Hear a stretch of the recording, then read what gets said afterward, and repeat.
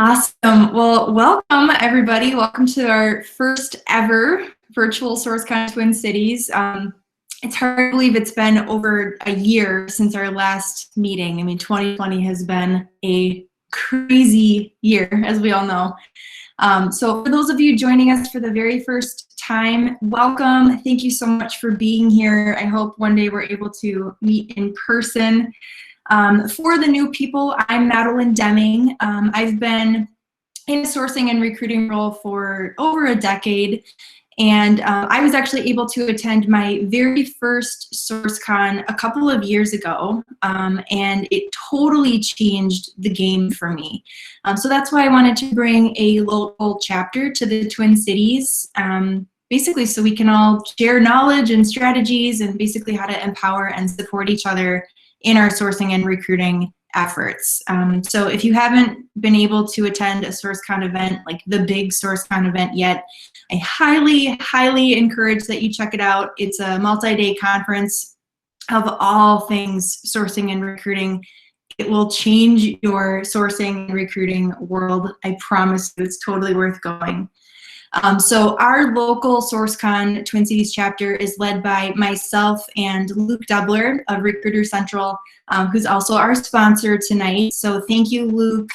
He's critical in getting all of the marketing pieces that go into this event and figuring out our Google Meetup link as well. So Luke, if maybe you want to talk about Recruiter Central, please do. Real quick, so glad to see some very familiar faces. I miss you all. I truly do. And as a people person, this is killing me being isolated. But my name is Luke Doubler. I own Recruiter Central. At Recruiter Central, we fill difficult jobs. We're a team of 10 talent sourcers. We are headquartered here in Wayzata, Minnesota. We're functionally aligned, our recruiters are, and we fill jobs ranging from executive level to hourly production roles.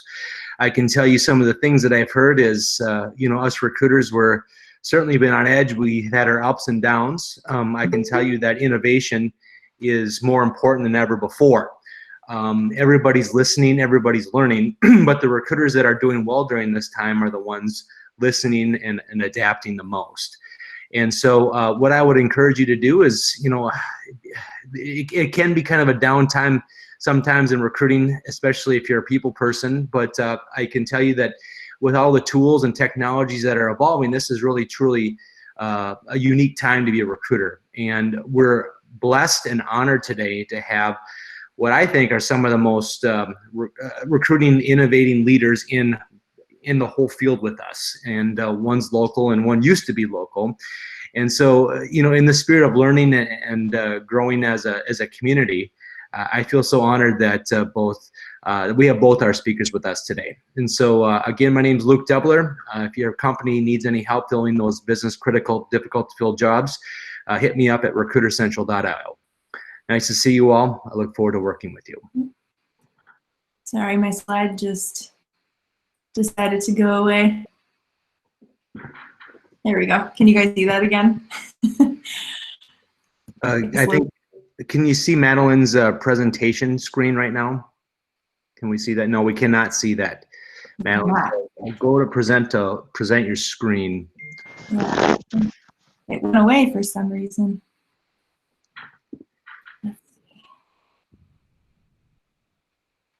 Sorry, guys. Nice sunglasses. Yeah.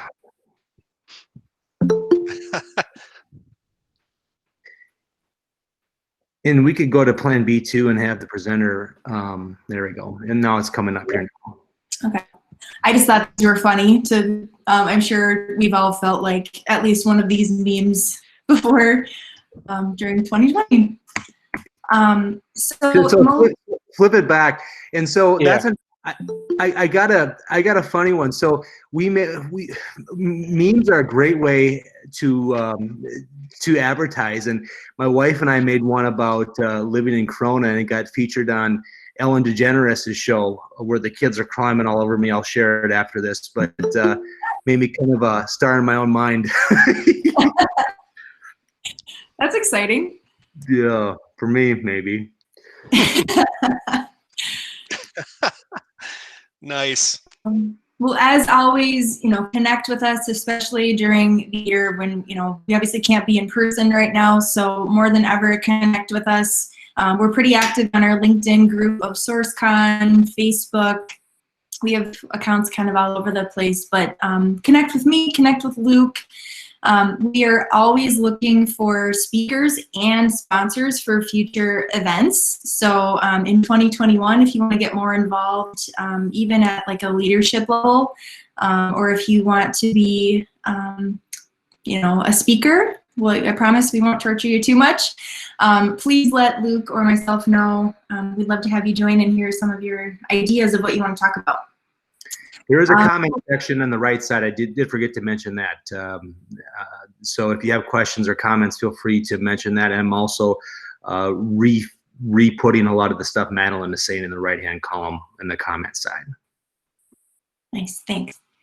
And like Luke said too, if you haven't already, mute yourself, please. I know this is kind of a different format for us. And like Luke said, there will be a Q&A towards the end. So as Luke mentioned, we're super lucky to have two speakers tonight. We have Jonathan and Eric, so thank you to you both for being here and just kind of sharing all of your knowledge and experience with us. So let me first introduce Jonathan Kidder.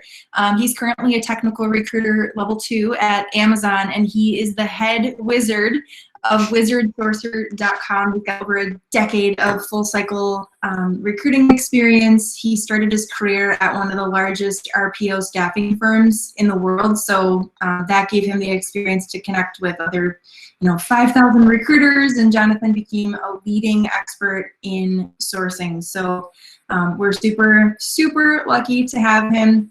He recently designed and developed a Chrome extension called Recruiter Wand, and tonight he's going to be presenting on sourcing automation tools and tricks. So Jonathan, I'll hand it off to you. Great, thank you so much. And great to connect with everyone tonight too. And let me know if you can't hear me or if there's any delays too, because we're kind of cutting out a little bit there too. So We can hear you yeah, great, I will Jonathan. share my screen. Loud and clear. And okay, good. Good to hear, Steve. Good. All right, how can I share my screen here? It's frozen. Oh, here it is. Yep, present now. Perfect. All right. And if it locks up, we have backups. We both have your presentation too, Jonathan, where you can flip it over if we need to. Okay, perfect. All right, it's sharing. It's very slow, so we're gonna do this pretty slowly tonight. Can everyone see my screen? Put a yes in the messenger. Yes, I see your screen. Or just say yes. Excellent. Perfect. Well, again, thanks so much for attending tonight. Just excited to be presenting with you guys. Another good call out too for Recruiting Central. They have a fantastic newsletter that I just digest. Every time I get that email in my inbox, I'm like, oh my God, yes. So definitely join in, join their newsletter. Lots of good content. In general, they've got a great blog too as well. So definitely highlight them. If you're a recruiting All right. nerd like me, I'm sorry, you got to follow Jonathan's Facebook group. He has. Oh. I'm sorry, I know you weren't going to mention it, but I look at so much stuff, and I want you to talk about it quickly if you weren't. But like, you always have something that is so relevant and useful. So just please mention that so everybody can follow that. Yep, definitely. I'll go through that. Appreciate that. And with COVID, we all have a ton of time at night too. So at night, I like to learn about new sourcing tools, and I blog about the latest tricks and tools within my blog. So definitely, I'll share that now. So first off, I have about 10 years of sourcing experience, primarily in the Midwest too. So actually, I live, born and raised in Minneapolis, Minnesota. So represent, go Vikings, go Twins, go Lynx, come on. A couple things about me. I was ranked top 10 sources in the world by SourceCon in 2014. This year I presented at SourceCon Digital. There's spring and fall conferences. I presented at HRTX as well as Sourcing Summit too as well. So, and then on top of that, connect with me on LinkedIn. So after this presentation, connect with me. I know a few roles if you're looking for kind of a contract sourcing role currently in kind of the Twin Cities area too. So I've got a lot of connections locally. So if you are looking for a new contract, definitely reach out to me after my presentation too as well. So first off, happy birthday, Luke. His birthday was on Monday, so great picture. I love the headset there and the cheesy happy birthday sign. So happy birthday. I'm 40, Hope so you had I'm a good block it 40. out yet. I don't want to really do a Monday with Great. that. Let's, Good. thank you, but let's move on. All right. Love you, man. Thank you. So first off, I founded a blog called wizardsourcer.com in 2015, and I have a ton of great resources on this page. So right here, first off, just going to opening up a blog here. First off, going underneath my resource tab, I have a list of all the latest talent sourcing tools. So maybe you want to learn more about AI automation, to generating Boolean strings, to contact information extensions, to sourcing on Facebook. There's just so much information on this page. So definitely recommend taking a look at that. I'll share that in the post here, just so you have that. And then on top of that, Boolean strings. So I have around 200 or so Boolean string examples below, as well as how to X-ray many different types of sourcing websites. So everything from About Me, Facebook, GitHub, Stack Overflow, LinkedIn. There's so many different examples.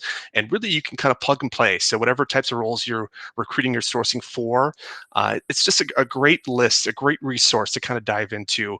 And then on top of that, too, if you're looking for different types of job titles, so web developer, front end, back end, .NET developers, mostly tech-related roles too, but I've sprinkled in a few sales marketing-related roles here too as well. So just a fantastic list to kind of dive into. Tons of great examples too as well. So I will share that as well through the messenger too. And then kind of on top of that, what I did is I reached out to all my recruiting friends nationwide. And I just kind of asked, like, can you give me your best recruiter template example that you use on a daily basis to reach out to candidates? And I received around 50 recruiter template messages from all the top places. So Facebook, Google, Microsoft, all their different examples too. So maybe you're running out of ideas, or maybe you want some just examples of how to create a messaging, or just to see how maybe Microsoft or Google kind of does their templates. It's a great list to kind of dive into as well. So I will share that now through the messenger. Boom. So you have all that as well. So I'll go back to my page here. And then during COVID, I had been writing my second book too. So at night, I've been blogging about tools, and then also I've been writing my second book too. So I just submitted my final edits to my editor. So I should be hearing back around December on having kind of a official publishing date on Amazon too as well. So on my website, you could sign up for my talent sourcing tools blog book coming out too. So definitely go to my site and register for that. So that's kind of exciting. I've been doing that for the last 6 months, and no, I do not sleep. Thanks, Steve. And on top of that, about 3-4 months ago, I contacted a developer, and it kind of dawned on me, maybe I should create my own recruiter extension tool in the Google Chrome store. And it just kind of made sense at the time. I thought, I'm sending the same generated template emails over and over and over to candidates. Why not create kind of an extension that auto-populates someone's LinkedIn profile, pulls in their first name, their company name, their job titles, their education and location, and then it auto-generates a recruiter template email. Why not create something like that? There's other ones that are out there, like Text Expander is a great one, but it's not tailored for recruiters. So I got approval to publish this in the Chrome store here. So first off, make sure you're using Google Chrome. And you can download this extension here too as well. So extremely useful. And right now we have around 700 users on a daily basis. But basically, here's how it works. You go to LinkedIn. and go to any public profile. This only works on public profiles too. You can't do this through Sales Navigator or a LinkedIn Recruiter license. So let's go to Luke. Let's mess with Luke today. His birthday week, huh? So It works great. it looks good. He's got a good photo. He looks professional. I want to reach out to him. This guy deserves a job, right? So first off, you would download the extension. It would pop up right here in the right corner. And you would then click Get LinkedIn Data. So right away, it scrapes his title. Can you not see it? No, so flip over to that other screen. We're still looking at the Recruiter One screen. Oh, no. Okay, there. Is that better? It's not moving there yet here. You might have to unshare your screen and then reshare it. Okay. Sorry, we gotta. There we go. If you don't have automation or audio, you can share the whole entire screen, and then you can flip between two different. Yep. Okay, great. Can you guys see my screen now? Thanks, Yeah. Mariah. Thank you. Yeah, no Great problem. call out. Thanks, guys. So yeah, first off, you would go on a public profile and look at this, just beautiful photo. This guy is fantastic. Let's give him a job. So basically, you would download the extension. It would pop up right here. And right away, you would click Get LinkedIn Data, and it's going to scrape all the information too. So it's going to pull his company name, his job title, all this information. And let's say you're like, I really don't like talent acquisition. I like Recruiting Innovator. You would just select any word on the page, and then you click on the button to change it. So it's that easy. And then on top of that, I've tailored around 25 different recruiter emails that you can fully customize and kind of change. These are just the top ones that I've used throughout my career too, that I've just fell in love with. But you would choose any sort of template, and then it's going to auto-populate all that information too. So it's like, hi, Luke, see you're currently working at this company, want to reach out to you. I'm available on this date. So you can put run one quick. So right there, it'll pop up right there. I'm available on whatever the night. See how it changes pretty quickly. It's hard to see that. And then boom, you can either send this in an email. You could do so much with this.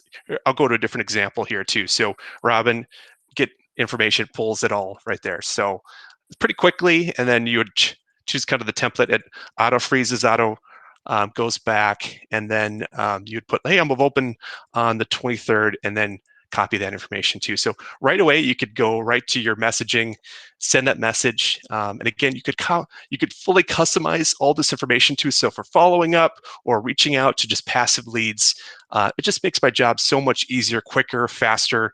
And then they're like, wow, he took the time to write a message that's pretty decent in size. Let me respond back to him too. So yeah, that's my tool. So now I'll go back to my presentation. So hopefully you can see my presentation again. Give me a thumbs up, anybody? All right. So yeah, so today, on top of that, I run my own talent sourcing group on Facebook. We have around 3,000 to 4,000 users. We talk about Boolean strings, sourcing tools, browser extensions, so much more. If you have any questions at all after this presentation, definitely join that group too. And I share a ton of different stuff on my blog on that page as well. We can't see your presentation. No! Stop presenting, and I will go back. I'm going to present all my screens. So your entire screen. Share. Sorry, guys. All right. Can you see it now? There we go. Okay, perfect. We're back. Cool. So going on here. So my question for kind of my presentation and for tonight's kind of group is, what tools are you using to automate recruiting? And what can you do to kind of automate recruiting? As you know, we run and have so many different things throughout our day too. You're on the phone one time, you're meeting with the hiring manager, you're doing screening, you're doing intake notes. There's so much that you do on a daily basis. And in some cases, you can fully automate that too. So tonight, we're going to go over different tools just to make your life better, especially during COVID and quarantine times. So yeah, so let me know if you guys have any questions, but let's get started here. So this is kind of my life. This is what I look like every single day. I'm like doing crazy stuff, trying to get things done, sending out, invites, doing calendar stuff, screening, cold calling candidates.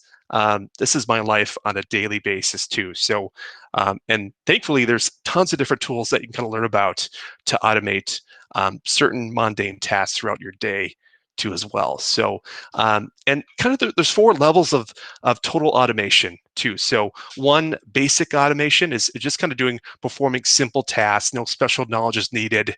The second is a little bit more advanced process automation, if this, then that. As well as integration automation too. So linking different channels, different social media sites. The most common one is IFTTT or Zapier or Airtable. We'll briefly kind of cover those two as well. And then kind of the 4th example is more AI focused. We haven't really gone to that level yet, I would say, in recruiting. I know a lot of people talk about AI automation, how it's going to destroy our industry, but I feel like we're not there yet too, in a sense. So, but tonight we're going to more or less kind of focus on basic channels as well as integrating automation tools too as well. So, like I said, kind of tonight we'll focus on automating mundane tasks, auto searching, productivity tools, auto scheduling, web scraping, profile viewing, auto responding, and overall outreach of candidates too as well. So that's more or less kind of basic automation, and that's kind of what we're going to focus on tonight too as well. So first off, just so you know, LinkedIn does have a search limit too. So on average, it's around 500 views per day. We don't know the exact number for each individual user. It depends on the age of the account, the number of connections, as well as if you're paying for a premium license too as well. But on average, it's around 500 views per day before you get into kind of the in jail mode of LinkedIn too. So it's good to kind of understand that. There is a extension called Nefarious LinkedIn, which you can download as an extension. And it's just going to showcase all the different extensions that LinkedIn is kind of seeing and viewing. So just to kind of stay under the radar in a sense. So if you want just to kind of extra security, I would recommend downloading this extension too as well. So first off, calendar automation. There's a lot of different tools where you can kind of automate this. And Appointment is kind of a free one that I use. It's great. It integrates with Outlook, Gmail, Mac. There is a premium version for $8 a month, but basically it's fantastic too. So it sends them an invite, it tells them when you're available, and it syncs up right with your Outlook email. It is free too. So you might have some sponsored ads when you do send out kind of a message. But if you do want to kind of remove that, you could pay for the kind of the $8 premium license too as well. On my website, I blogged about kind of my top 10 of these. So, candidly, there's many others that are out there, but if you're cheap and don't want to spend money like me, do the free one. See how it works out, mess around with it, and just kind of go from there too as well. So I like free. I'm sure you guys do too as well. Secondly, tracking emails is so important too as well. So it really depends on if you have Outlook, Gmail, or Mac, or Yahoo, whatever else your company is using. First off, if you're free, I recommend Email Tracker. And again, I'll share this after my presentation. It's a great one to kind of view and track all sent out emails. So you can see when it's being viewed, how many times, what locations. It's a free extension that integrates with Outlook and Gmail. If you have a little bit of money and you want to get a little bit more advanced, Banana Tag or Yesware are kind of the top two that I would recommend, but it's about $10 a month and it integrates in every way too. So, and then again, if you are using Gmail, I would recommend Streak for Gmail. That's just the best one that I recommend. They do have a free version, and in this kind of screenshot below, you're going to see how many times they viewed the message too as well. So it's good if you are kind of sending out a ton of different messages to candidates every single day. It's good just to kind of realize, like, okay, did they view it at all? And if not, oh my gosh, maybe your email's being sent to spam. Maybe the email that you have on file is not the most up-to-date one, etc. It's worth spending, $10 a month if you have a big kind of recruiting team that heavily rely on email outreach. I would recommend investing in kind of a tool like this too as well. But if you're free, if you're cheap and want a free version, I've included that too as well. So yeah. And then on top of that, you might not realize it, but email deliverability is so important too. So if you are sending out messages, are they even being sent to the inbox of the recipient? Around 50% do get delivered, but above that, odds are sometimes your emails are just being sent right into junk mail. So if you work for Aerotech or any of the big, staffing firms, they're known to kind of send a ton of emails, and their emails do get sent to spam sometimes. So it's good to kind of think about doing this if you're doing kind of a large email campaign, if you're blasting a ton of people every single day. If you suspect your delivery rates are low, or maybe you're getting blocked, or maybe you get someone on the phone, they're like, hey, I cold called you, but did you get my email at all? And they say, no, I never got your email. That's a good sign to kind of invest in kind of a tool like this too. So first off, Mail Tester is a great one. You can just put in your IP information or email, and it's going to tell you, hopefully you guys can see my screen, test if your emails are getting sent to spam. It's going to rank your score too as well. So if it's below, I think it's 0 to 10, 5 being like middle ground. If it's below 5, then holy crap, my email is garbage and it's being sent to spam. Another one, Postmark, is another one. It just gives you kind of a score, like I think 0 to 5, 5 being the best. And yeah, it's great. And again, if you are maybe a mid to a larger scale recruiting team, then I would recommend getting kind of a paid version. So Glock Apps is around, I think, like 10 to 15 bucks a month, but it guarantees like a certain percentage of deliverability too. So it's going to rank your email. It's going to tell you, like, on average, here's the percentage that are going to get, viewed and tracked and et cetera. It's a great one to kind of dive into too as well. So, but it costs a little bit of money here. I think kind of the pricing, let's take a look here. Okay, it is a little bit more expensive, never mind. So basic, it's around 60 bucks a month, but it's worth the investment if your team is mass sending out emails every single day. So 1 user to 5 users, it's worth the investment too. So on your guys' end. So let's keep going here. Sorry, my screen is freezing a little bit. Another great kind of automation idea is called macros, and basically it automates filling out different forms. You can create these different recipes, and it records everything you do on a screen, and afterwards you could save that and then have it work in the future. So filling out job applications, filling out job posts, emailing. I'll give an example too as well. So this one's a little bit more complicated. See if, come on.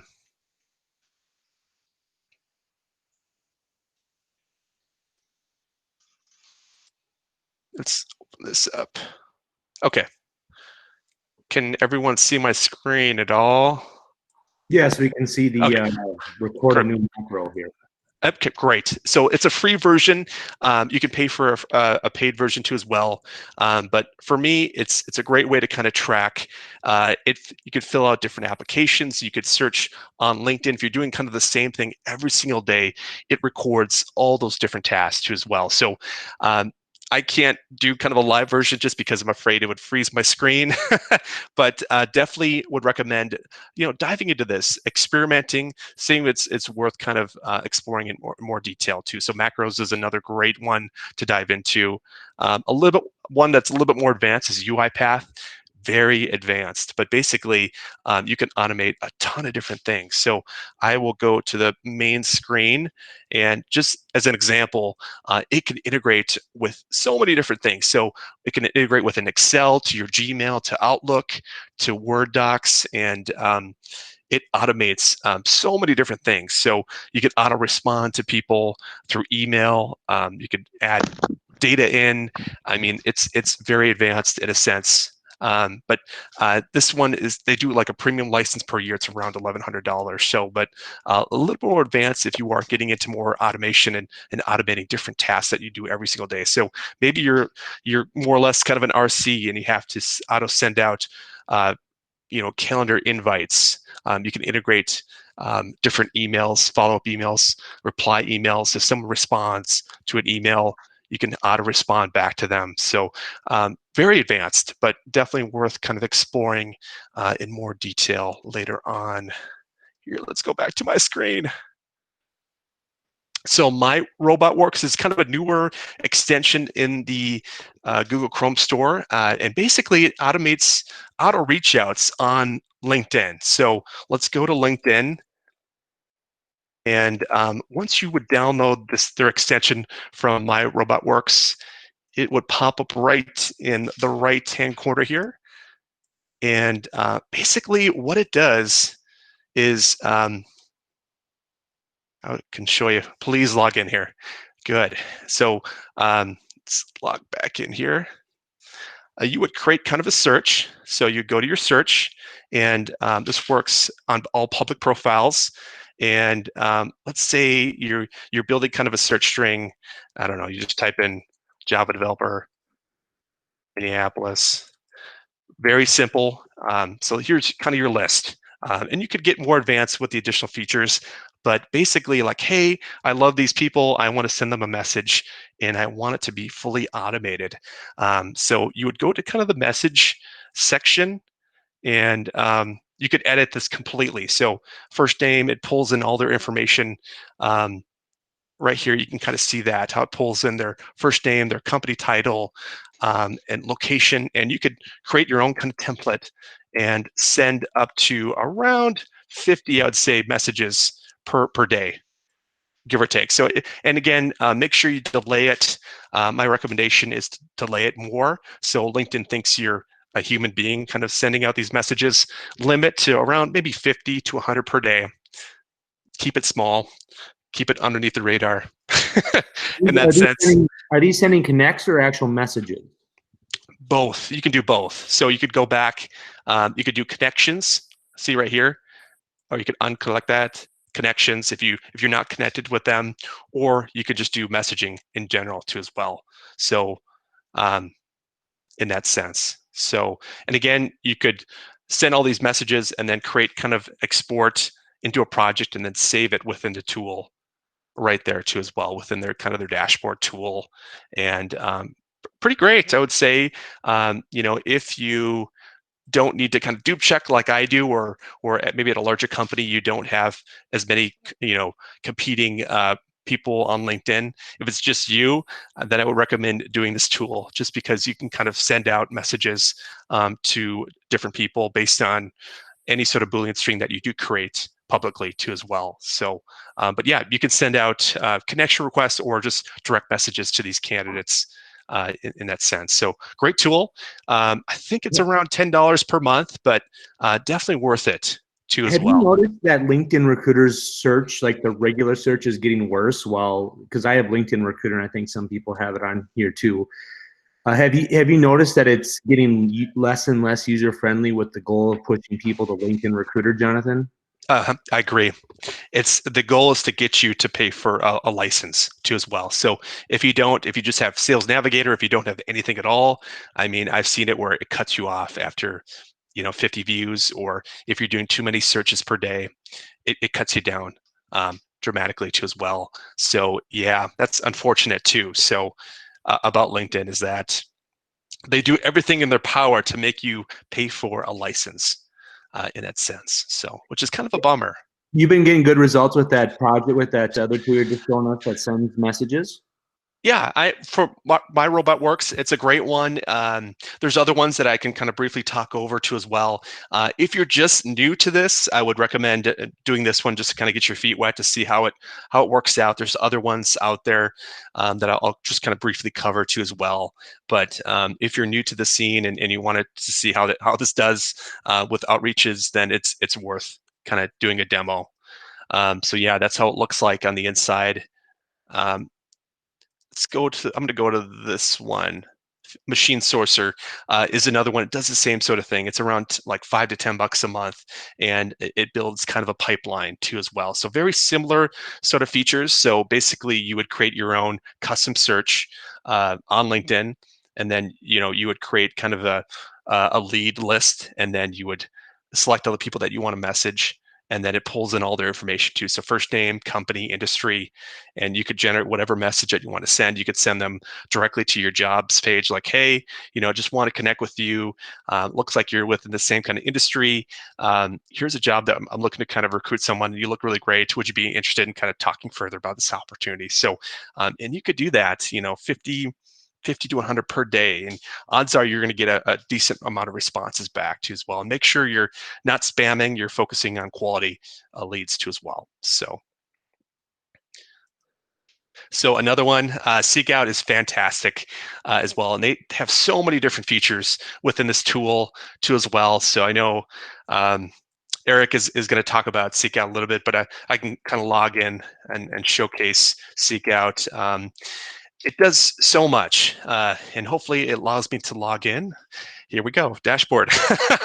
It works. You can do so much. So AI automation, you can pull in a job description, and it's going to match you with candidates, not only on LinkedIn, but on all different types of social media sites. So GitHub, Stack Overflow, Meetup, all across the web too. So it really expands your searching. And then really you can add projects, you can kind of update people. If you're like me, you're note taking, you could add notes too as well. And then they have a fantastic kind of messaging platform too as well. So you can do reach outs. If they don't respond, you could send a follow up. And I think it syncs up like 3 different ways too as well. So it's a great platform. I would say it's probably one of the best out there too as well. If you're just looking for LinkedIn email, cell phone numbers, it's a great one to kind of get into and kind of pull in information. You can download the extension. It pops up right here. There's other ones too, Lucia, Hire Tool. There's so many other ones out there.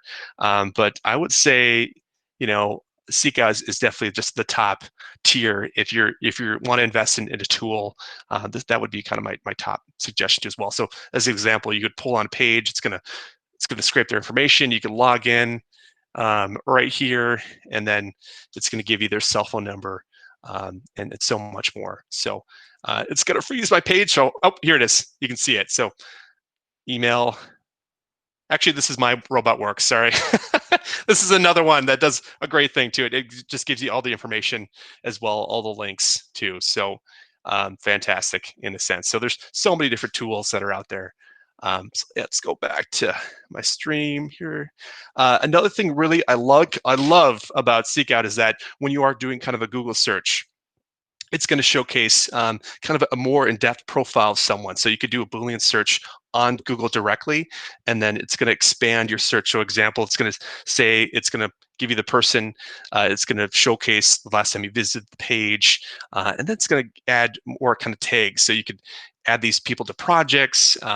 It's just an additional thing that I really like about Seekout. It just gives you more in-depth information if you are doing searches on Google. And let's say you don't have a LinkedIn premium license. This is a great way just to kind of do some searching outside of LinkedIn. Do it on Google, create Boolean strings, use my resource page, and use Seekout to kind of get more in-depth information on someone too as well. So another fantastic one that I love is Google Alerts too. So I've set hundreds of Google Alerts in the past, and basically anytime something gets published or updated on any sort of website, any sort of social media site, you would get an email update of that. So as an example, I did one for looking for resumes, Java developers in St. Paul, Minnesota. Anytime you get kind of an update on that on a blog or on a website, you would get an kind of a a notification of that too as well. So recently I've been using it more for layoff news too as well. So you can do layoffs, different companies, or in general, you could just do layoffs, downsizing, outsourcing, and you could put in a company or you could put in a location. Like maybe you're targeting, hey, I just focus on Madison, Wisconsin. I want all the news on all the companies in Madison, Wisconsin. This is a great way to kind of get the latest and greatest in a sense. But let's say you're looking for a job too as well, for a recruiter job. I've created a fantastic list of different ways to search and update for recruiter jobs too as well. So this is a great blog post that I did that you can use to search for any sort of recruiter job. So different titles, different locations. I use all these and I get so many updates locally on what's being posted online, and it's helped me too. If I've ever kind of looking for a job, it's just been a great way to kind of do that and look for more information too as well. So so mail merge. I love mail merge. It still works. I'm sure a lot of you still do mail merge.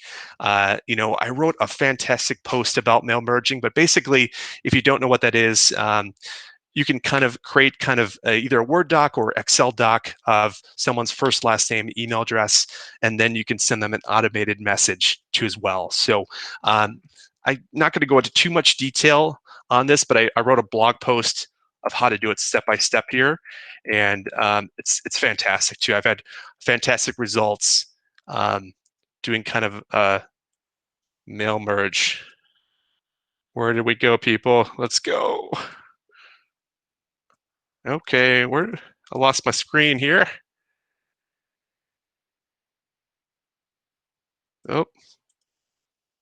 Okay, I'm back. Here we go. Fantastic examples of how to mail merge. And there's a lot of people that do not do it correctly. So here's an example of that too as well. So first off, what's kind of wrong with this message? Right away, they didn't pull in my name in the email message. And then on top of that, they did through a tool and it says sent via mail merge. So first off, it's nothing about me. Totally kind of spammy in a sense. They didn't take the time to kind of write about a message that was tailored to kind of me or my industry. And let's chat. Let's discuss kind of next steps. Just in general, this is just complete spam too as well. So make sure when you are kind of creating a message, it's tailored, it's quality filled, and also make sure you don't have this on the bottom too as well. So I'm sure he sent this to like hundreds of people in his list too as well.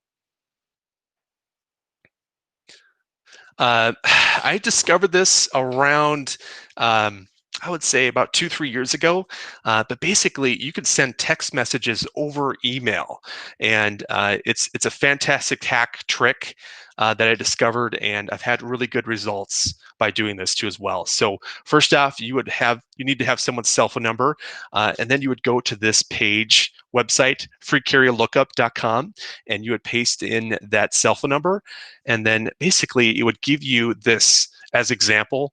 It would give you the cell phone number, and then VTEX would be Verizon, and then you would copy this in an email and make sure you don't have any signatures or anything in your email. Make sure it's under around 20 words, and you could send an email and they'll get that as a text message. So maybe you're trying to reach out to someone. They're like, the best way to contact me is over text, but you just don't want to do that with your own personal line. You want to maybe have your Outlook. And yeah, basically you could send kind of a text message as kind of a text. So what is that link? I love the text option. Yeah, so Steve, you would go to this page and you would put in kind of the text message as an example. And I don't know, 10, I can't see that.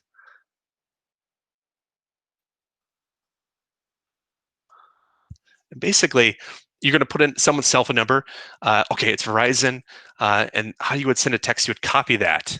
And then you would go to your email and then send them an email too as well. So as an example, I could go to my email. I'm sure, hopefully you guys could see my screen here, maybe not. And you would treat it like, you could send them kind of a text message like, hello, connect with you.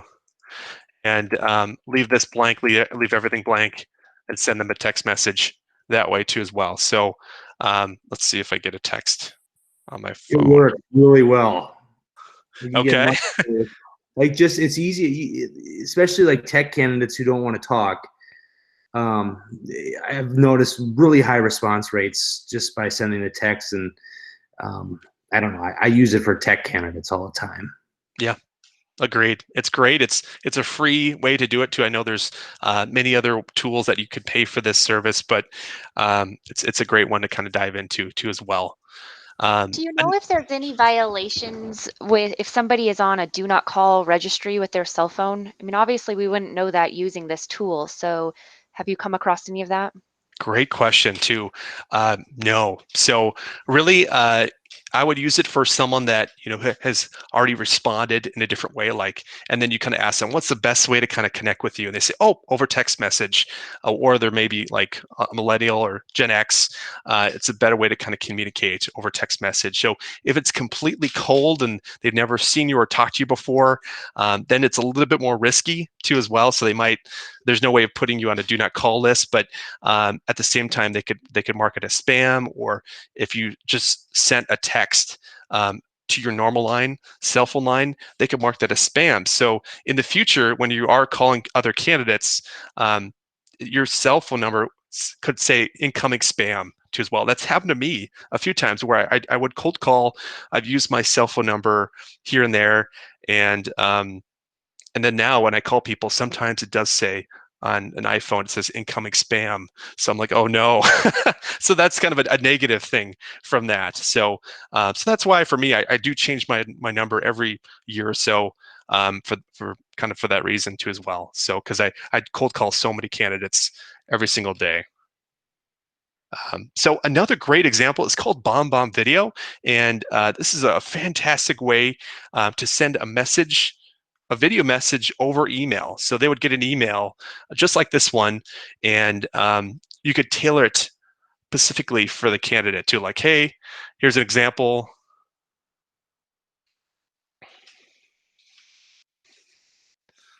Now this is where we're going to have problems, Jonathan, because you're sharing your whole screen. It won't allow you to share the audio. Okay, whoops. The way Yeah. around that is to unshare again and share just the Google tabs, and then you will be able to hear that audio. Okay, no, and I could kind of summarize too what he said there. Basically, he said like, "Hey, Jonathan, I was really excited about your background. Want to kind of connect with you personally over an email, and I know I've been trying to reach out to you for the last 3 or 4 days, but wanted to send you a video just because I want to connect with you too as well." So, it's a really cool, innovative way to send a video over email, and that you target. To a candidate too as well. It's around $30 a month, but they allow you to do kind of a free trial for maybe like 2 or 3 months, and it's really fantastic too. And on the back end, you can see just the amount of people viewing it, and there's a few times where people are like, "Oh my gosh, this is like scary," because I'm like, "Hey, Eric, I've been trying to get a hold of you for the last 3 or 4 days, and you haven't been responding over email. Really want to connect with you. Really was impressed by your experience at company A. Let's connect." And the responses were pretty high too as well, because not many people do this sort of level of engagement to a person too as well. So so if you're really specialized and maybe you're in a very niche industry and like tech, and they get so many messages all the time, they're just going to ignore your message. But if you send them a video, they're like, "Holy crap, this is highly specialized and highly unique too as well." So definitely recommend Bomb. I've had great success with that tool too as well. So, so finally, I know we've got about 10 minutes or so left. I'm just going to cover some productivity tools. And again, if you guys have any questions on the tools or any examples, let me know.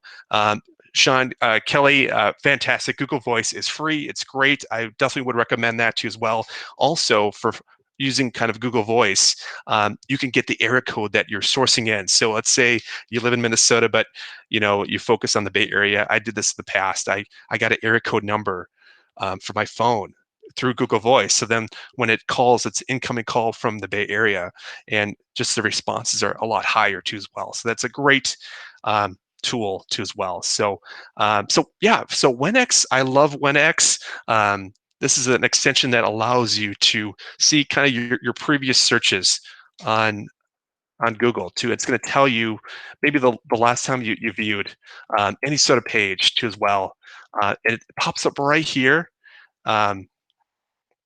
It's going to tell you just the amount of times that you viewed a page. It's not loading currently, but basically it would just kind of tell you the last time you viewed the page, what time did you view the page, and so forth too. So WhenX is a fantastic tool as well.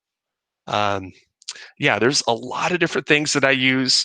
Page Monitor, anytime there's an update on a website or any social media site, anytime someone updates their resume, I can kind of click Monitor this page, and I get any sort of notification if a page gets updated on any sort of website. So that's a great one too as well. Push Bullet, just like Mac, but if you are kind of an Android user and you want to get text messages on your kind of laptop PC, it's a great tool, and so anytime anyone texts you or calls you, it pops up just like how a Mac would when you kind of getting incoming calls or text messages too as well. So it's a great extension. And then finally, there's just so many different ways to kind of manage your time. If you are sourcing 10, 12 hours a day, you really have to set goals for yourself. And the best one for kind of managing and tracking what you do on a daily basis is called Rescue Time. And you can set goals for yourself. It's just going to tell you where you're spending your day. So, oh my gosh, you're on Facebook 10 hours a day, or if you're on email, it's just going to tell you kind of the averages of how much you're spending your time in different categories. And I think there's a free version or there's a paid version for like $5 a month. But it's a great thing just to kind of understand and value your time too as well. So if you're extremely busy and so forth too as well. So I know we've got about 5 minutes left. Does anyone have any general questions at all? I know I could go through. Yes, Steve, definitely. Using memes too as well, and there's a couple different platforms that I love. Lemlist is a fantastic one. It's a kind of an email platform tool, but you can add videos, you can add memes, you can add pictures, and you can create different syncs for building out email campaigns. So it's a great suggestion too, as well as using pictures, using memes. Like, please respond to me. But yeah, that would be a great one too as well. Yeah, great information too. But kind of ending here, if you guys have any other questions or if you need any sort of advice, definitely reach out to me on LinkedIn. Always happy and willing to kind of give advice to. And like I said earlier, I always get like contract roles sent my way, and it's always good to have a network of people. If you are looking for your next recruiting contract, definitely reach out to me, and I could forward you on to some great people looking for sourcers locally in Minnesota. I think that's kind of it for me.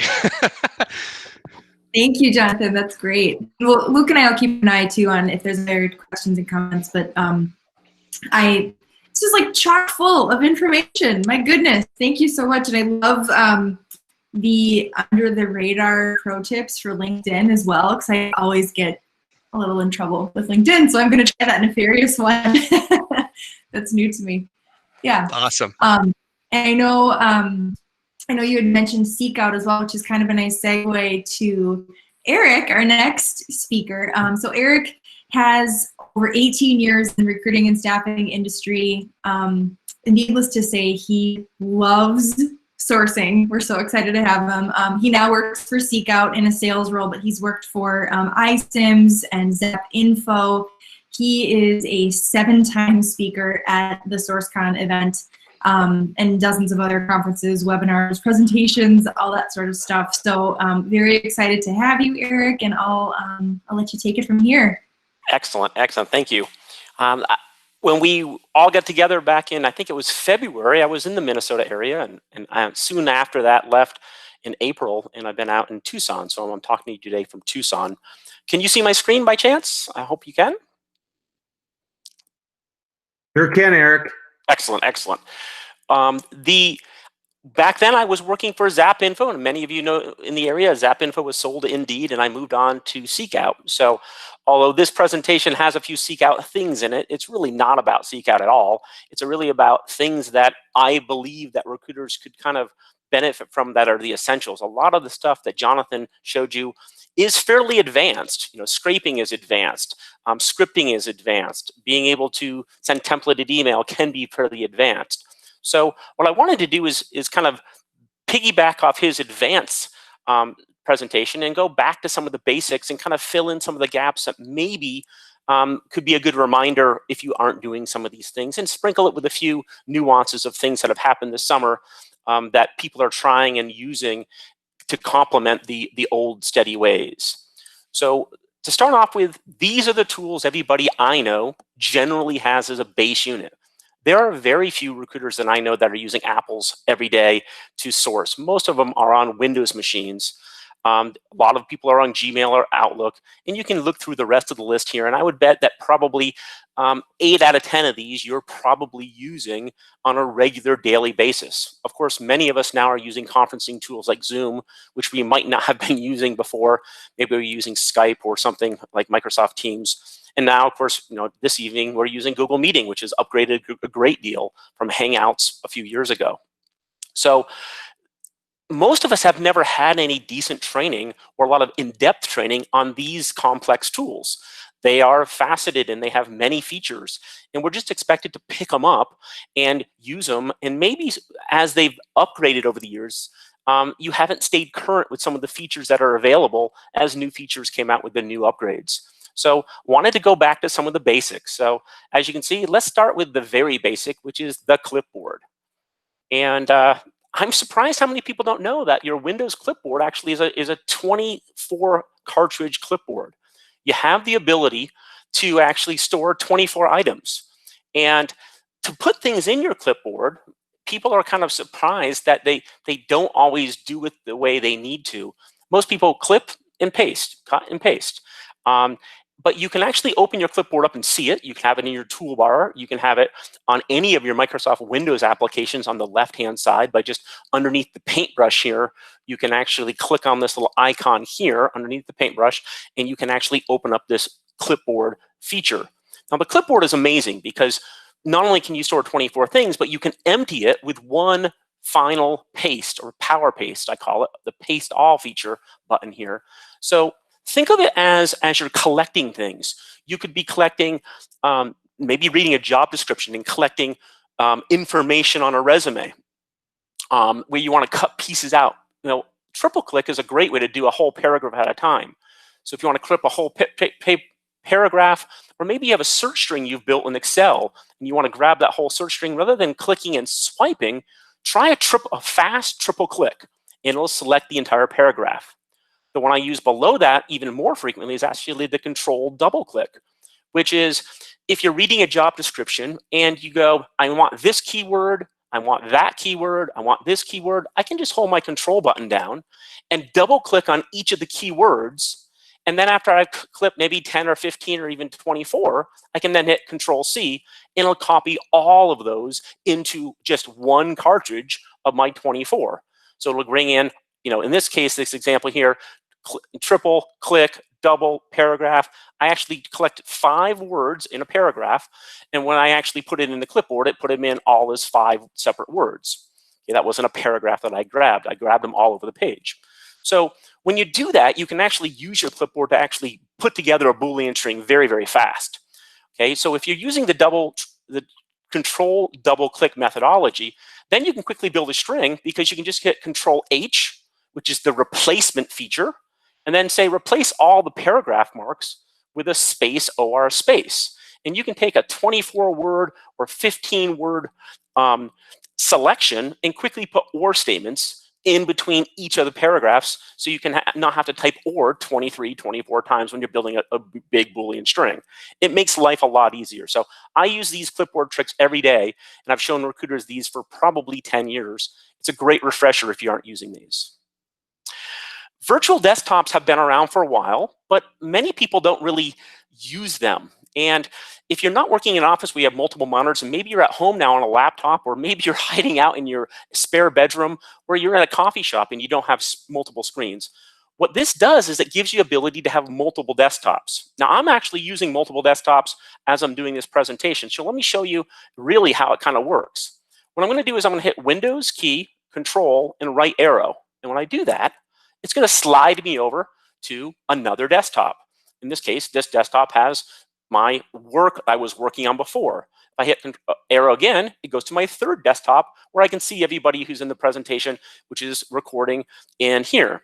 So I can be in 3 different places all at once by just hitting Windows, Control, left arrow, and now I go back. I'm only sitting in my spare bedroom on a single laptop, but it gives me 3 completely different screens that I can do completely different things.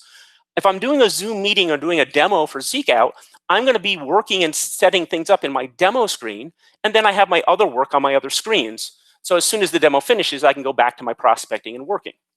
So if you haven't used this, I highly recommend you do. To set up your new desktop, just down in the lower right-hand corner, you can hit your little taskbar. There's a view task down by your little toolbar. Just kind of click down at the bottom. Or if you want to use the shortcut, Windows Control D for desktop to add another desktop, and then you'll see how you can slide back and forth. People who have Windows 7 or Windows 8 doesn't have this, but if you are on Windows, and those of you who happen to be on a Mac, it's virtual desktops are on Mac. I think it's a triple 3-finger swipe to get to it on the Mac. I don't use them very often. Wonderful tool if you haven't used it. Another feature that's in Windows 10 that many people aren't using here is the ability, and I realize this is just Windows 10 stuff, but it pertains to recruiting every day. We're on a Windows operating system, so use what you have an advantage in. When they came out with Windows 10, they gave you a gaming mode so that you could hook up your Xbox and you could play games on your laptop. But what they really gave us was a quick ability to do screen capture, to record. Gamers love to show their brag rights and show what they're doing. So this gaming console came up, and you have this little record button here, and you have the ability to record with a mic. I use this frequently every day when I want to record what's on my screen, and it's recording what's in a window on my screen. So I can have a window for my meeting. Maybe it's a Zoom meeting. And on that Zoom meeting, I can hit alternate, Windows key R for record, and I can record what's happening just in that little window. Now, no one on a Zoom meeting knows I'm recording the window, but I'm recording everything that's happening. If I want to record my voice, I can actually hit the mic and it'll record my voice as well, my portion of the meeting. But if you are doing web meetings and you're doing intake meetings, or you're doing some kind of learning, or even doing a demo, Jonathan, I know you demo lots of products, you can use the Windows Alt Record method to create an MPEG-4 file, high quality MPEG-4 file that you can use to share with your team or show people what you're doing. I know when I was working projects, I use this feature a lot to show someone how to use the applicant tracking system, or how to use iSIMS, or how to use SeekOut. And then I could actually just email the MPEG-4 file, or put it up on Microsoft Streams and stream it over, or just put it up on YouTube and share it with the team. So if you haven't done any kind of recording like this, you don't need a special application. It's all built into Windows. Just turn it on. Go to your Windows gaming mode, Windows G, turn on the gaming mode, click in there, set your settings, and then you can start using the record feature. Great little trick. Now, let's shift from operating system to the most common thing we, of course, use is Outlook, or an email tool. Yet many of us still haven't really got the hang of the email tools where we're getting our signature files ready for mobile devices. Almost every email you send is going to go to a mobile device that people are going to look at, for candidate mail at least. Okay, so you want to make sure that your phone number is hyperlinked. So when they click the phone number, they can actually dial you back and talk to you. Okay. Now, most of us are pretty good, but when you put an email in, it'll automatically hyperlink the email. When you put a website in, like a LinkedIn connection, it'll automatically hyperlink the website. But check an email to yourself. Send something to your iPhone, or send something to your Android phone, and try to click on your phone numbers. If you can't immediately click on your phone number without somehow cutting, sweeping, or writing it down on a piece of paper, you need to do this. You need to go in, select your SIG file, highlight it, go in, hit this button over here in the upper right-hand corner, create a link to it. It'll paste it in, and just put in TEL:. Really simple to do.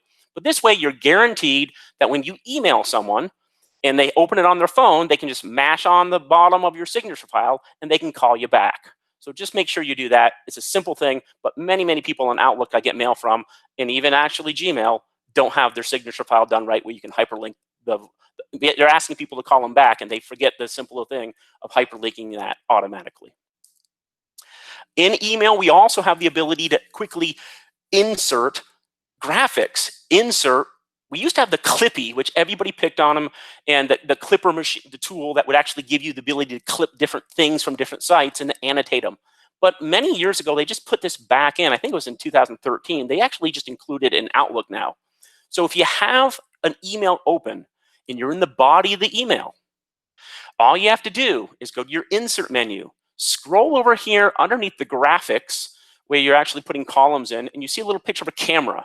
And then when you select that, go down to screen clipping. And what it'll do is it'll make the box that you're in disappear for a second. And so you want the thing that you want to capture right behind it. In this case, I was trying to capture an Excel spreadsheet where I had some dashboards I had done with pivot tables about the team. So you can simply click on screen clipping.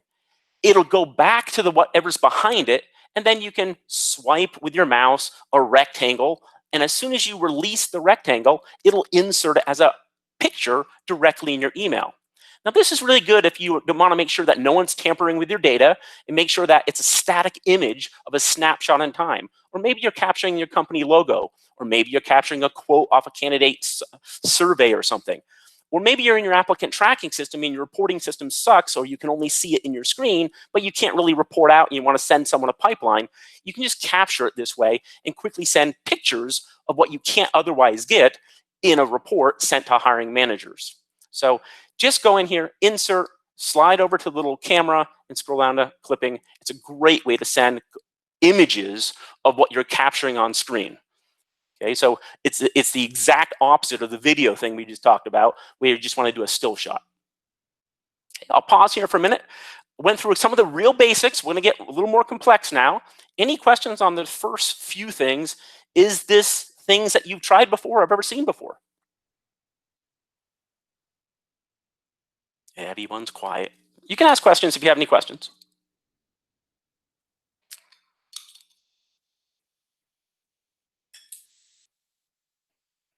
Okay. Any comment? Let me take a quick look in the comments here and see if anybody has any questions. Perfect. Okay, I'm gonna go back in and continue on. No questions, no comments. Speak up if you have any questions, please. All right, let's go back. So Windows Control, arrow, arrow, and I'm back to my presentation. All right, we're gonna continue down with spacebar. The other thing that people are doing a lot right now is not only are you putting pictures in Outlook or putting pictures in Gmail, but people are wanting to send video or audio to people in LinkedIn messages. Okay, and this has been out for a little over a year now, but if you haven't done it, it's probably because you're sending mail from your desktop rather than from LinkedIn Mobile. So download LinkedIn Mobile, either on the iPhone or on the Android, and this is for how to send video to your first level connection. So this isn't good for invites, and you can't do it in LinkedIn Recruiter, but if you go down to where you're gonna send a message, there will be a little plus symbol to the left here. You can't see it in this particular image, but on your cell phone, you will see a little plus symbol. When you click the plus symbol, then these options will come up. Now you can just hit the microphone here, press and hold the microphone, speak into it, and it'll create an audio file, and you can just send the audio file. I don't find that as effective as selecting the plus symbol and then clicking video. Now when you do this, it opens up the video on your iPhone. I like to take my video, turn it turn it to landscape counterclockwise. Okay, and I like it counterclockwise because that way when I turn the lens on, my finger doesn't show up in the camera lens. Okay, so you can turn it this way, and then you actually record up to a 2 to 4 or 5 minute video, and then when you send, the person will get this video. It'll look like this in their feed or on their phone. And they can just click the play, and it'll be high quality video of you saying whatever you want to say to them. Isn't capable for candidates you're not connected to. This is great for first level connections that you may have. Maybe it was a candidate you talked to once or twice. Maybe these are people you're asking for referrals for, but video, high quality through LinkedIn is a great way to really impress your network. And if you're looking for a job, it's a great way to ask people for help if you're looking for a job.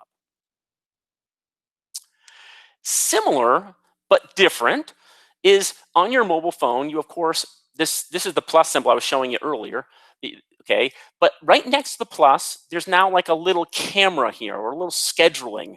Okay, I'm not sure what that icon is. It doesn't really make much sense to me, but to me, it looks like a little camera, schedule, or a calendar or something. Okay, but if you click it, it now gives you the ability to click and add your social media, or excuse me, your Zoom or your Microsoft Teams, or in this case, Blue Jeans, if you have a Blue Jeans account, which some companies do. It doesn't work with Hangout at this point, or Google Meetings yet, but I'm sure they'll add it eventually. So you can simply click it, and then the next window that comes up here is, do you want to create an immediate message link, or do you want to create a scheduled meeting? Okay, and if you say immediate, this immediate live link comes here that you can click, and the person you're chatting with online can click, and you go right to video conferencing. So if you're having a dialogue with someone messaging back and forth on LinkedIn, and you want to go right to video and show an example, or meet them face-to-face and have a face-to-face dialogue, it is the greatest way to do this. It doesn't matter if they have a camera online, how they click the link, it doesn't make any difference. It could be the desktop version or the mobile version. Unlike creating video in the last slide, this can be done on either the desktop or the video. Okay, and I can show that when we go back into LinkedIn. I'll show that just a bit. I wanted to create static slides first and just kind of run through the static slides, but I'm going to give this to everybody, so you'll have a copy of this presentation. All the instructions are hyperlinked. They'll go to different videos and instructions. So you'll actually be able to take this slide deck, and any of the examples I have, you can go right to the source where I got the information that you might want to use. Okay, so we'll move on to a little bit, get out of messaging a little bit now. And we're going to go into, everybody uses a browser. Now, many people are using Chrome browsers. I use Microsoft Edge. The new version of Edge that came out back in January has a lot of amazing features. So it's the Chromium version. So if you haven't tried the Windows Chromium version of Edge yet, I highly recommend it. Okay, it's all the functionality that you might have expected to have with Chrome, with a lot of Microsoft features added to it. And you can use all your Chrome extensions on it as well. But they both have this feature, whichever browser you use. And if you haven't used it, it was really designed for people that were sharing a single computer in a house. My children used to share a computer in our guest room, that they would play video games. My son was great playing an aviation game, and he used to fly all over the country with his little flight simulator. But I never wanted him to be in my stuff. And his mother had shopping stuff she was doing, so we always created multiple profiles. So in the upper right-hand corner, when you have your little icon that shows your name, maybe you're showing that you're synchronized to your online account, you can click the link and go down to the bottom here where it says Add. Notice I have several different accounts. Each of these accounts could be several different people in the household, but in my case, I'm the only one on my machine now. So I use one for work, one for life, one for training, one for recruiting recruiters, and one for just general project stuff that I dabble on the side. So you can have, in each of these personas or each of these profiles, you have a different cache, you have a different toolbar, you can have a different bookmarks, you can have a different Chrome extensions. So if I know that I want my banking Chrome extension, but I don't, but in maybe my work, I want Seek Out Chrome extension or some other Chrome extension that Jonathan mentioned earlier, then they don't conflict. They don't have to be uninstalled and installed. Each persona or each profile is completely different. So let me show you what that kind of looks like when I'm in a different profile. So I'll go back over here. I have two windows here, completely different windows. One is one persona. Okay, I have an icon up here that shows work, and the other one is Eric. Okay, and you can see this one shows my toolbar. This one does not. This one has two Chrome extensions. This has only one Chrome extension. It happens to be the same one. So you can, and the memory and everything is different. So they are completely different browsers. I can actually put them side by side, and they're completely different. Now, this comes in handy if you are, say, sharing a LinkedIn recruiter seat with someone, and they are using the credentials maybe part of the month, and you're using the credentials another part of the month. Well, LinkedIn is pretty sophisticated to know that if you're logged in with your cookies and your extension, that when you log in with theirs, it's a violation. However, if you create another persona and log in with their credentials, and that's the only thing you ever do, then it sees it as two completely different people with two different sets of cookies. So you can decide if you want to test it, but it works really well when you need to maybe borrow a friend's access point for a little while and try to do some searching in reciprocation for maybe them doing the same thing for you someday. So you can have two completely different personas, or you can have a persona, one logged into LinkedIn, one not logged into LinkedIn. It would be equivalent to incognito mode, which this is how that would look. This is logged into LinkedIn on this side. But if I actually right click on this and go into incognito mode, another black window or the incognito mode window will come in here. Okay, so you can see what it looks like when you're not logged in if you want to see and test different views and see what it looks like on the public profile when not logged into LinkedIn. More than I want to get into, but I just wanted to kind of show you, you can easily do that and very quickly move things. If you're not moving things around like this and going full screen, you should be able to just double click and move things around your desktop really easy, and kind of, you know, a control arrow to the right or a control arrow to the left moves things to the left side or the right side where you can easily balance things. So just navigating your screens like that can really help. I'm going to go back to the presentation now and continue on with the next tip. The next tip when we're talking about browsers is, of course, everybody has their favorite LinkedIn extensions. Excuse me, not the LinkedIn, their Chrome extensions. And I'm no different. I probably use maybe 25, but I really am limiting on the ones I tend to share with people because everybody has their favorites. This is what I'm pretty psyched about. Highlight This is actually the name of, if you go to the Chrome store, when you get this selection here, this link here is a hyperlink to where it is in the Chrome store, so you haven't got to look for it, you just click the link and use there. But if you download Highlight This, you have the ability to go in and create sets of colors. So for example, my example on the right, looking at Glenn Cathy's LinkedIn profile, I have certain titles and words, sourcing and talent acquisition, listed in pink, and I have recruiting words listed in yellow. And I can put two-word combinations, so I can put phrases in. The one that Jonathan had, although I used it for many, which is multi-highlighter, every word in multi-highlighter was given a different color. And if you had 27 words, you had 27 different colors. It made me want to vomit. In this case, I can actually do clusters of colors. So for example, I can do target companies in blue. I can do target job titles in yellow. I can do must-have skills in green and nice-to-have skills in blue. And I can have 10 different words or phrases in each of those colors. And it will jump from, once I have it set, I can then go to my applicant tracking system, LinkedIn, Munster, Career Builder, Dice, Clearance Jobs, any of the jobs I want, including Seek Out, and I can look at different profiles. If I find that I don't want it on certain pages or I want to exclude certain sites, there's an exception. Put these colors on, except when I'm on this news site that I don't want words highlighted in. So it's a very nice Chrome extension. If you're reviewing resumes in many different places on the web and you need a Chrome extension that does color coding to speed up rapid review, this is by far the best one I've seen to go ahead and set that up. Okay, very easily. I'll gladly answer any questions you have on it. The second one is, of course, the product that I sell, but this is the free version. Jonathan talked and showed a little bit about the paid version of LinkedIn, of Seek Out. But this is what I used before I actually had the paid version and was selling for them. And I used it like I think many people should use it. You can download it for free. And when you have a candidate on LinkedIn that you found, you can click either the icon or you can get an email address or a phone number. Now, the free version, you get 10 of free phone numbers or 10 free emails per month.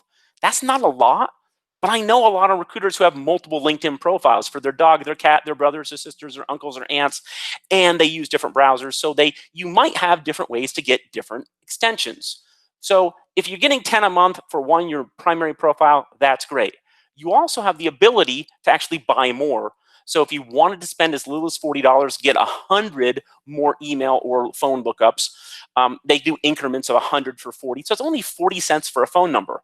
If you're a commissioned individual or your company can expense a $40 expense, get 100 lookups, because you can then look them up an entire list very, very rapidly rather than one at a time if you need to build a spreadsheet.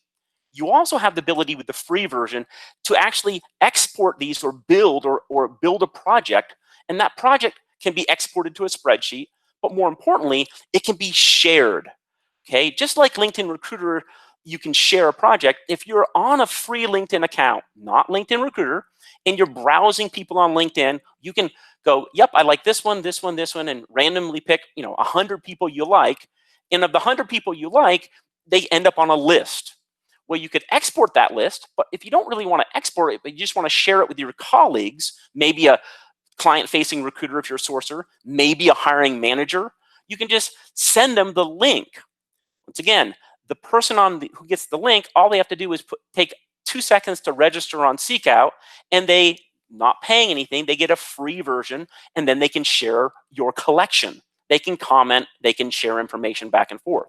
So if you're looking for a way to scrape LinkedIn profiles, collect them and organize them, and share them with hiring managers or colleagues, this is a free way to do it. The capture piece to actually get phone numbers is just kind of icing on the cake if you're looking to do contact information. So, but when you export it, you actually get about 40 different columns of data, which you can then import into your applicant tracking system. So it's a lot better than having to type out your spreadsheets for sure. Very similar to ZapInfo for those of you who love ZapInfo. Okay, and that's where I came from. So now, I do talk to lots and lots of recruiters who, of course, have LinkedIn Recruiter, and it's great. If you got access to it, use it. If your company pays for it, use it. And I'm shocked how many people don't use this feature in LinkedIn Recruiter. So in my opinion, I would revoke a person's LinkedIn Recruiter access on my team if we paid $8,000 and they were not using this. Here's what it's designed to do. You have 50 saved searches available to you in LinkedIn Recruiter. I'm sorry, it keeps jumping. Those 50 saved searches, you have the ability to get an alert on them, but you also have the ability to take them and put them into projects. So I just create a project called Eric Searches. And in this case, I can say, look at basically open to work, anybody in the United States. So anytime anybody says they're open to work on LinkedIn Recruiter, I get a notification and I get basically an auto-generated list. Okay, people in our company, this will tell me who's leaving our company if they're interested in work, or the competition, a particular company I'm trying to track, our competition. This gives me my first level degree of my first level, who in my network is now open to work. Now, when you build these searches, maybe each of these came up with 100 people on Monday, but then I didn't check it till Wednesday or Thursday. When I come back to look in my saved searches, this column starts getting populated. I call this the new results column. The new results column is everything that's changed since last time. So maybe there was 100 people that came up last time, and now if I click on this side of the equation and click on the link over to here, it will say there's 188, or maybe it'll say 175. Some people pulled themselves on, some people pulled themselves off, but I wouldn't know which ones were new since the last time I checked. That's what this link is over here. So if you click here, one thing happens. Here is the delta.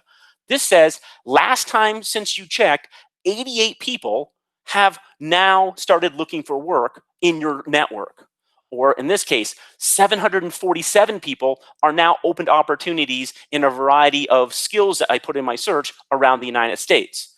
These are all people that if I had searched 3 days ago, did not come up in the search, but now they do. Maybe they changed their title, maybe they updated their profile, maybe they moved into the neighborhood or moved into the location I was searching. Maybe they put themselves open to opportunities, maybe they joined a group that was part of that search sequence. Any of those things that would search parameters, They didn't qualify last time. They're now new this time. When I click onto it, it'll then show like this. Check for new results because nothing is new. Okay, but every time you click on those, it clears the queue, and every time you come back, there'll be new, fresh people here. You get 50 of these searches per LinkedIn Recruiter seats. It's like having 50 employees that work all night for you, running all your searches automated. So really, even if you are blessed in having a LinkedIn Recruiter account and some of your other members on your team don't have LinkedIn Recruiter, ask them, can I build a search or two for you? And then I can send you these links, or I can put these into a project after I click the link, and you can review in a shared project, because you have 25 shared links, or you can share candidates. It's called review candidates. You can actually select people in a project for someone on your team to review, even if they're a hiring manager or don't have a full LinkedIn Recruiter seat. So you can really help your colleagues out if you start using the save the search feature in the newest candidates that are available there. This link will get you there every time. If you just want to bookmark this and just have it so you can check it every morning, it's a great way to keep up to date with what's happening. Any questions on LinkedIn Recruiter trick? That's a pretty useful one right there, if anybody has access to it. Any comments, any thoughts? I definitely use it with my team, and learned a few things here. Excellent. Especially with let's say in-demand developers, for example. Yes. That's one way to pounce on them as soon as they notify that they're interested. Yeah. It can be a huge advantage because you might not have much time. And once again, this is how it looks when you're in there. But just go, bookmark your saved searches. Just click on the bookmark every morning, and then come in here and just kind of clean up these searches and review them. And if you have the ability to hide the things you've already looked at, most people turn on that filter. So when you click on something, you can just hide, so you don't have to look at it again if you haven't put it in a folder. So hiding is like telling, it'd be the equivalent on LinkedIn, for those of you who like Netflix. If you thumbs up after you watch a movie, that'd be the equivalent of moving something into a folder that you want to actually like. If you thumbs down something on Netflix, that'd be the equivalent to hiding something. And for each project in LinkedIn Recruiter, the auto intelligent, or the AI, looks at what you said yes to and what you said no to, and then makes 25 suggestions today per each project. So if you want to maximize your AI LinkedIn top 25 a day recommendations per project, you want to make sure you're hiding the things you don't like and adding things to the bucket in the project that you do like. So I actually have frequently 2 project folders for every given job, one for advertising response and one for outbound sourcing. 2 different project folders, because the AI, I don't want it cluttered by people who are responding to the ad. I only want to put people in a folder that I actually source that I think are good matches. So I get 25 for that, and then I get 25 based on the people who matched because they're in a different folder. So I end up getting 50 candidates every day with the AI making suggestions based on those who applied and those I sourced and those I didn't like from the folder because I voted down on them. Okay, so just remember, you can use your 50. Most people who have a LinkedIn Recruiter, I think, has 100 projects. If you have LinkedIn Recruiter Lite, you only have 50 projects. But use your projects wisely to get the AI working properly for you. Now, if you're unfortunate and don't have LinkedIn Recruiter, well, the other tool you have, and we all have it, is LinkedIn Free. So we used to be able to do amazingly great searches in LinkedIn Recruiter Free, but as Jonathan mentioned, they keep tightening the screws and keep adding more features and taking things away from us. So one of the things you can do is that you can actually build searches that are a little bit longer. Here's what happened. If you go into the Boolean fields there's 6 Boolean fields: keyword, company, title, first and last name, and school. Those are the 6 Boolean fields. Well, you get to put 6 terms in each of the Boolean fields and no more. So in this case down here, sourcing, sourcer, recruiter, recruiting, staffing, and headhunter. That would be my 6. So if I want to put these other things in, like talent acquisition, talent manager, or guru, I get stopped, I get blocked, because it says there are no more than 5 6 terms, 5 Boolean operators. Okay, but if you actually want to put more in, there is a hack designed by Irina. She's the one who first published it a little over a year ago, that says all you need to do is kind of put brackets around here. Omit the space after the or, and then put each term inside parentheses. So notice here, I can put sourcing or, keep it right flush there and put it in paren. And then I have 1 space. And then here, by doing this, it tricks the 6-word limit because it doesn't see the or as something separate.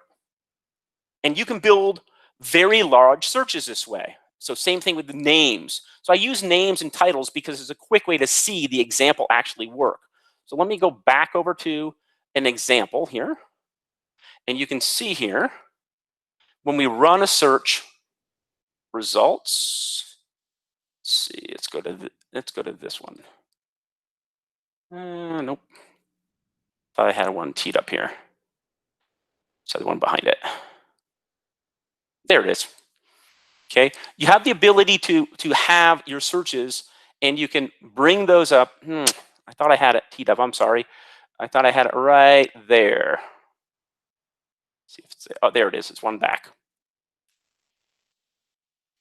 All right, here it is. So here is where I could put the keywords. And notice I put the ors, and I put the bracket right after it. And I put titles. So now my results, I get 8,000 people that have one of these first names and have one of these titles. I just put first name in as a silly example, just because you could quickly see the results that everybody does come up and they meet the results. So it doesn't break the search. You wouldn't do a first name search. I'm just using that as an example. You could do the same thing with putting 17 words up here, if you want 17 keywords, or 17 company names, or 17 school names.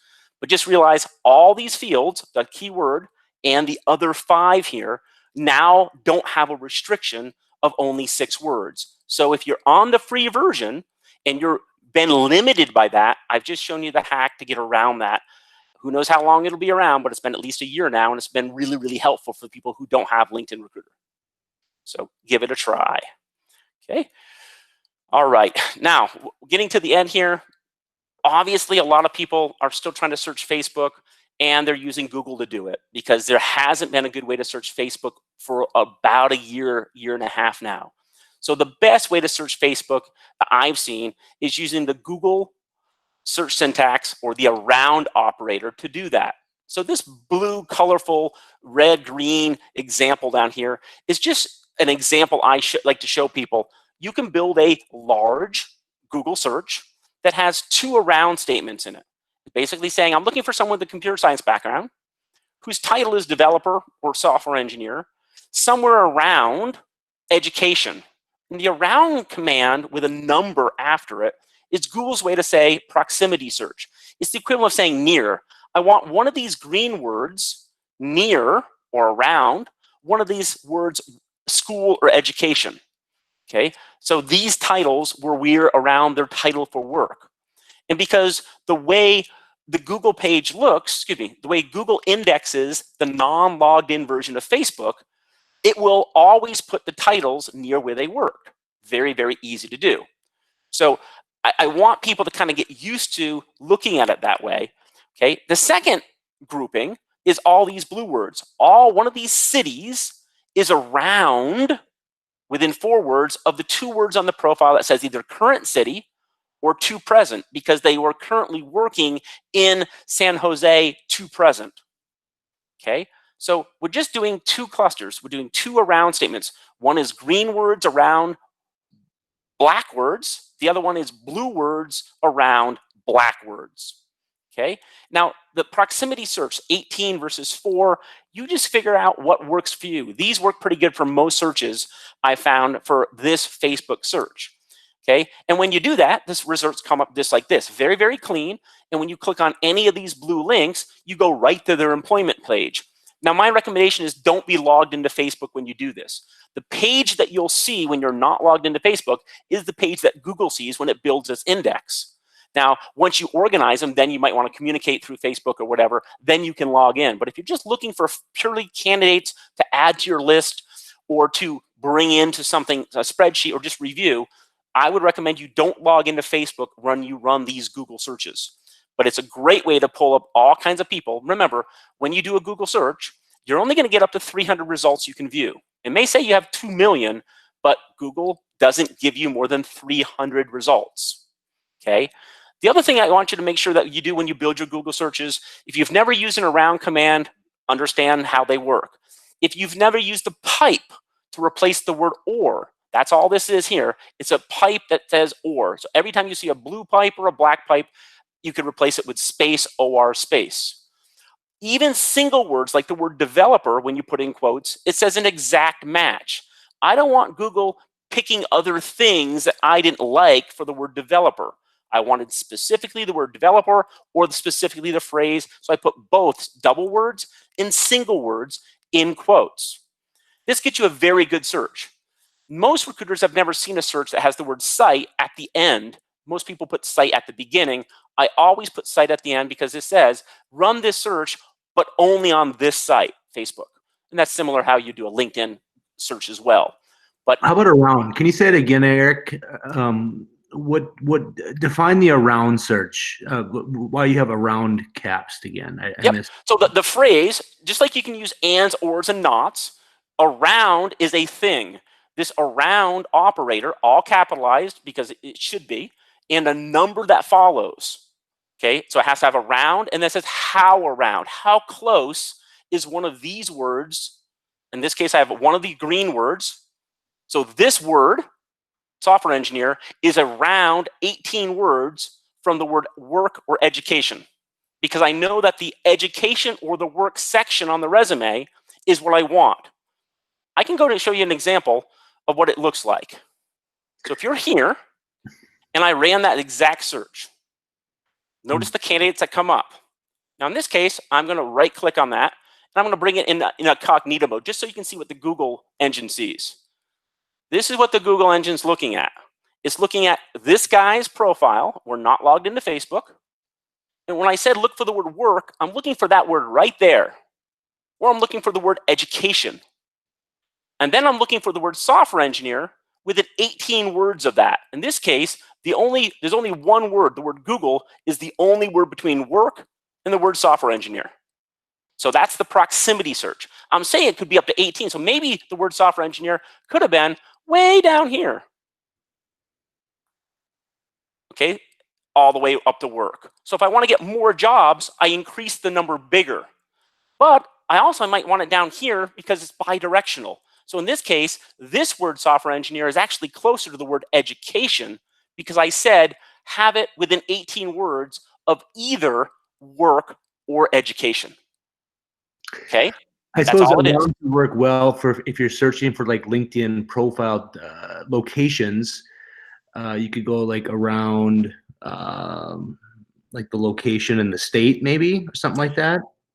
Everybody's tried it, but it doesn't work because the location, the word that's location, is coded into LinkedIn in such a way as a numeric value. You're seeing a label on top of it. It says Greater Atlanta area or Minnesota St. Paul area, but that's not what's the language behind it.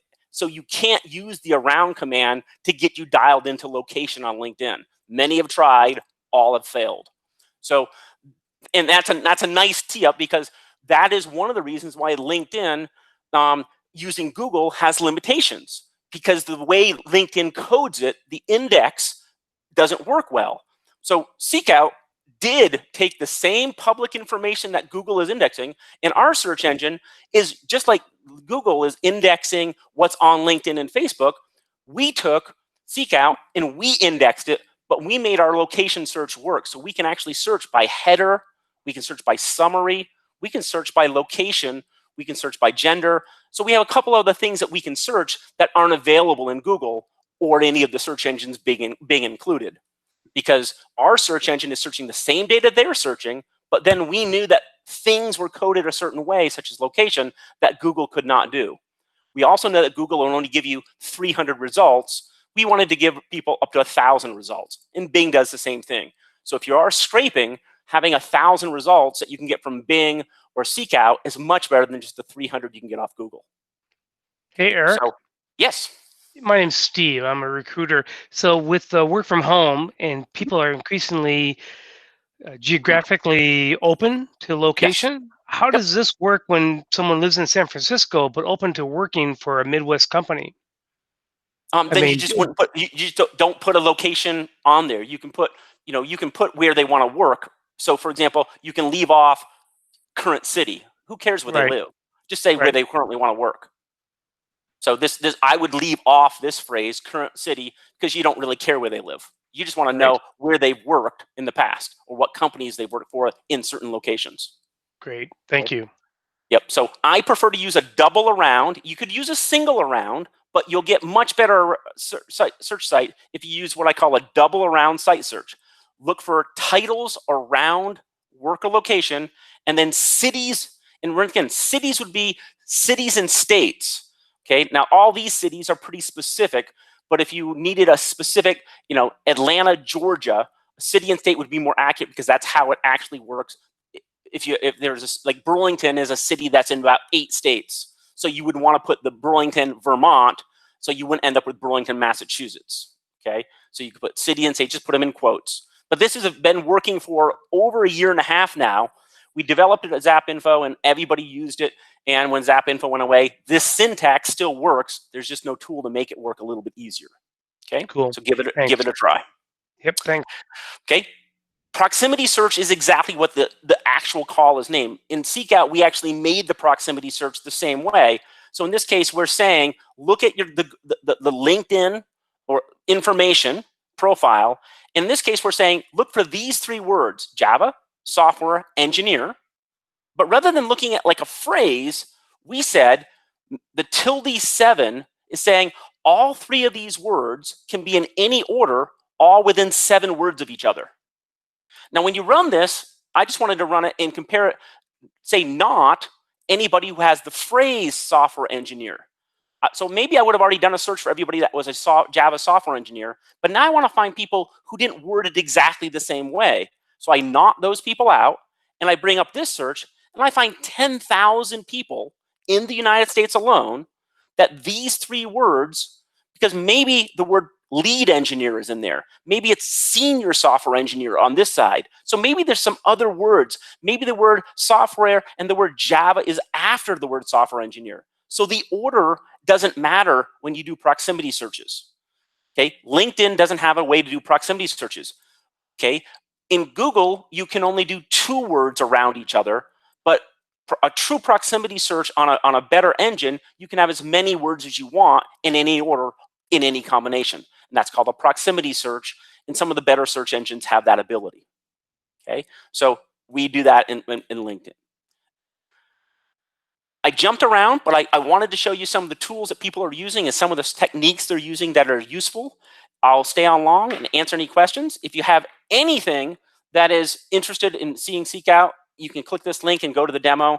And feel free. I'll put this in the chat room so you can actually, if you want to see a demo, you're welcome to give it a shot. We'll go ahead and give you a free T-shirt for every demo that we do. We normally do that for most of our speakings and whatnot. If you have any questions about anything I said, we're going to go ahead and send this presentation out so you'll have access to it. Let me see if I can get in the chat room over here. There you go. This is great, Eric. Thank you so much. And I'm definitely, personally, am taking away some new info. I didn't know about the highlight this, the color coding thing. I'm like, that's gonna rock my world. I love a good color coding system. And then the around search, I had never heard of that before. I'm really excited to try that out. So thanks for sharing that. It's been around for years, but people don't read the Google manuals, and they get used to just doing it the way they were originally taught. So I'm glad you'll try it. Yeah. Anybody else have any questions on any of the strange things that I shared? Anybody ever try the video for LinkedIn first level connections before? Most of you have LinkedIn Recruiter on your mobile phones, though, I suspect, don't you? Yeah. It's a good technique. Your first level connections will be surprised when they get a message from you tomorrow. If you want to practice on someone, go ahead and make sure we're connected. If we're not, connect to me, and then send me a video and you can practice on me, okay? Because it's always kind of eerie to practice and send your first video. It'll make me laugh. If you want to send me your first video, I'll send you one back. I'll stop sharing and take it away. Thank you, thank you, thank you. And thank you for you guys. Just, I know this is, obviously it's our first virtual conference. Thank you for your patience with our technical issues, and thank you to Mariah for kind of jumping in and helping out with that too. And I really hope that our next meeting can be in person, TBD on that. In the meantime, our former space, the Nerdery, has actually moved. So next time we'll be in a new space, regardless of where we might be, but stay tuned for details. As always, if you need anything, want to be communicating in the meantime before our next meeting, connect with us, LinkedIn, Facebook, you know where to find us. But otherwise, happy holidays, and it's so good to see you, at least on a screen again.